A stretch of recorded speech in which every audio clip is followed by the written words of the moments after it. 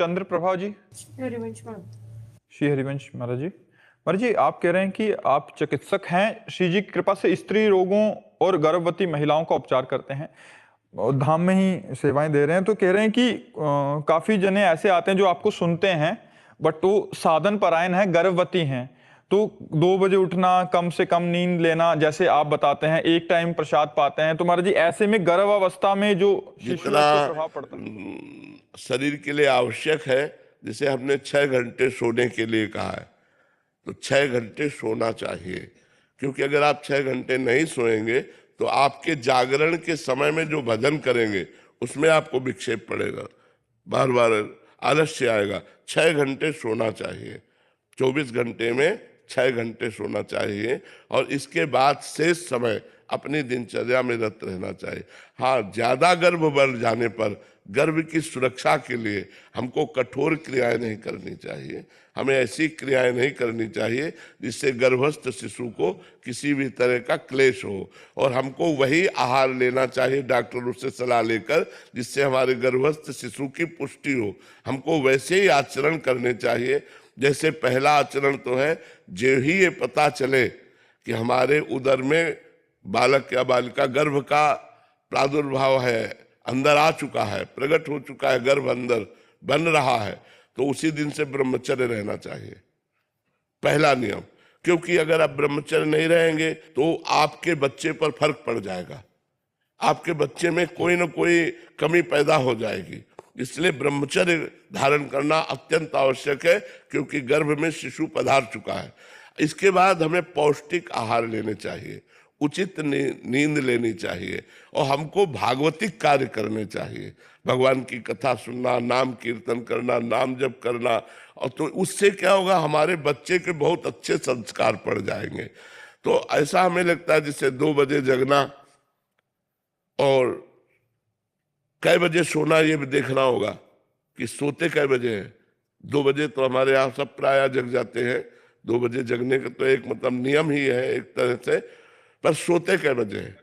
मान लो 4 घंटे रात्रि में सो गए तो 2 घंटे दिन में विश्राम कर लिया, तो 4 2 6 घंटे जब। और जिनको दिन में विश्राम करने को ना मिलता हो उनको रात्रि में 6 घंटे आराम से सोना चाहिए।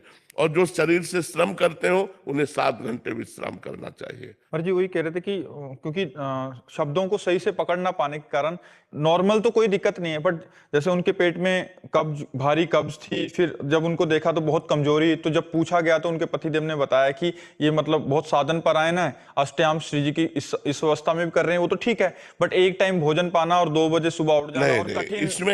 इसमें अब अपनी बात नहीं देखनी, गर्भस्थ शिशु की बात देखनी है कि हमको अगर 3 बार पाना पड़े तो हमें 3 बार पाना चाहिए, क्योंकि गर्भस्थ शिशु का पोषण होना चाहिए। बट आप कहते हैं कि चिड़िया की तरह थोड़ी थोड़ी देर में नहीं लेना चाहिए।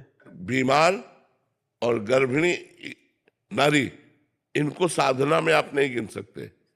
बीमार आदमी है, अब उसको दवा लेनी तो कुछ थोड़ा पा लीजिए तब आप दवा लीजिए, नहीं दवा बहुत गर्म होती। स्वस्थ शरीर के लिए नियम है, अस्वस्थ शरीर के लिए नियम नहीं है। जैसे भी आपको बने, जैसे स्वस्थ शरीर तो आसनों में बैठो, अब अस्वस्थ शरीर तो सोफा कुर्सी, जैसे आप ऐसे बैठे हो राधा राधा जप रहे, आपका भजन बनना चाहिए। गर्भिणी स्त्री का स्वयं का जीवन नहीं है, उस बच्चे के लिए जीवन है।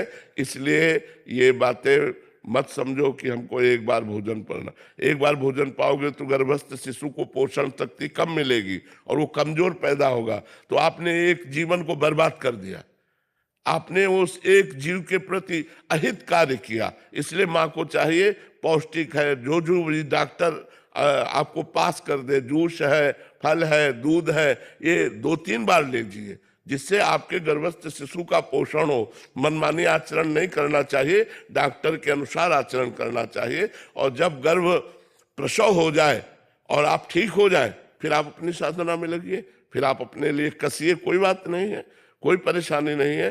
24 घंटे में एक बार भोजन से भी शरीर बहुत अच्छा स्वस्थ रह सकता है, यदि ब्रह्मचर्य से रहा जाए तो।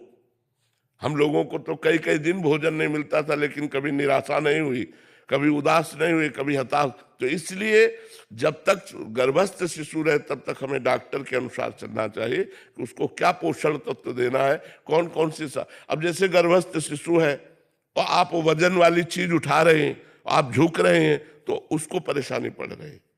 उस समय आपको उसकी सुरक्षा के लिए आपको उन कार्यों को छोड़ देना चाहिए जिनको निषेध किया गया है। आप पोछा लगा रहे हैं, गर्भस्थ शिशु को बहुत परेशानी होगी, हानि हो जाएगी, आप नहीं लगाइए। आप उतना झुकिए, आप उतना कार्य कीजिए जिससे गर्भस्थ शिशु का पोषण हो, उसको किसी तरह से हानि न पहुंचे। ये डॉक्टरों से सलाह ले लेनी चाहिए।